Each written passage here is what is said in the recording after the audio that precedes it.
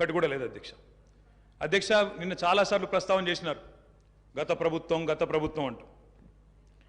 అక్కడున్నా అక్కడ ఉన్నా ఇక్కడ ఉన్నా ఎక్కడ ఉన్నా అధ్యక్ష మేము ప్రజాపక్షమే. తప్పకుండా తెలంగాణకు ఎన్నటికీ స్వపక్షమే, కాంగ్రెస్ ప్రభుత్వానికి ఎన్నటికైనా విపక్షమే అధ్యక్ష. తప్పకుండా ప్రజల తరపున గొంతు విప్పుతాం.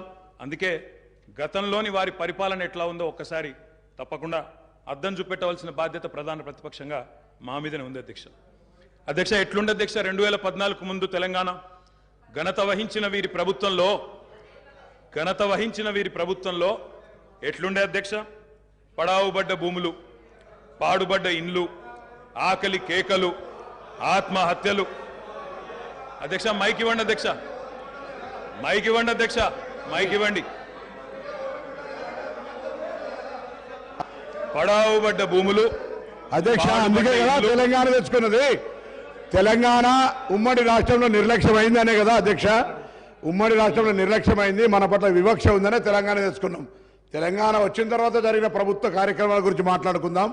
గతం గురించి, గత ఉమ్మడి రాష్ట్రంలో జరిగిన అన్యాయం జరిగిందనే కదా మేము కొట్లాడింది, అందరం కొట్లాడింది. అందుకే కదా ఇవాళ మన దాని గురించి ఎందుకు ఇవాళ మాట్లాడితే తెలంగాణ రాష్ట్రంలో తెలంగాణ ప్రభుత్వం ఏం చేసిందో మాట్లాడదాము. తెలంగాణ ప్రభుత్వం ఏం జరిగిందో పైన పటారం, లోన లోటారం, ఊపర్ షెర్వాణి, అందరు పరిశాని తప్ప ఏం కనబడతలేదు అధ్యక్ష. అనేక సందర్భాలు మా దగ్గర ఉన్నాయి, మొత్తం ప్రభుత్వం ఏమేం చేసిందో చెప్పడానికి కూడా.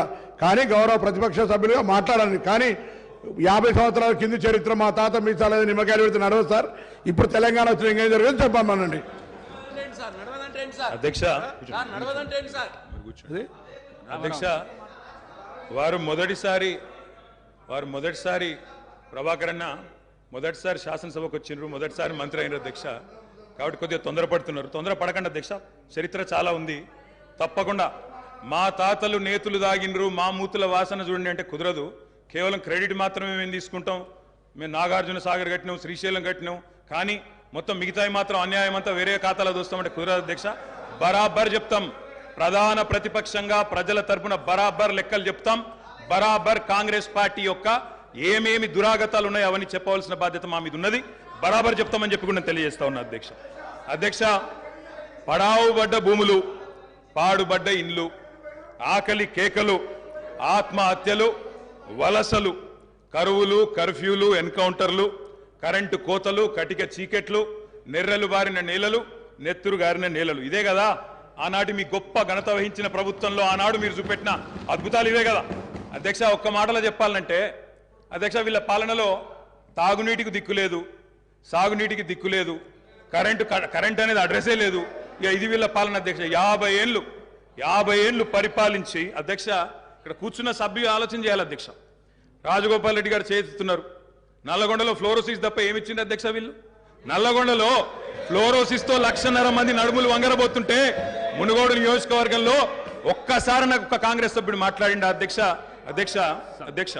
సబ్జెక్టే మాట్లాడుతున్న అధ్యక్ష. తర్వాత సభ్యుడికి ఇష్టం వచ్చినంత టైం ఇవ్వండి, మాట్లాడినివ్వండి, మాకు అభ్యంతరం. ఐఎమ్ నాట్ ఈల్డింగ్ అధ్యక్ష. నల్లగొండలో ఫ్లోరైడ్ బాధలు, దేవరకొండలో పసిపిల్లల అమ్మకాలు, పాత బస్తీలో మైనారిటీ తీరని బాలికల వివాహాలు, మహబూబ్ నగర్లో గంజి కేంద్రాలు, పాలమూరు నుంచే 14 లక్షల మంది వలసలు ప్రతి సంవత్సరం. అధ్యక్ష ముఖ్యమంత్రి రేవంత్ రెడ్డి గారి సొంత నియోజకవర్గం కొడంగల్లో ప్రతిరోజు 2 బస్సులు అధ్యక్ష బొంబాయికి పోయేది. కొడంగల్లో, నారాయణపేటలో, మక్తల్లో ప్రతిరోజు 2 బస్సులు.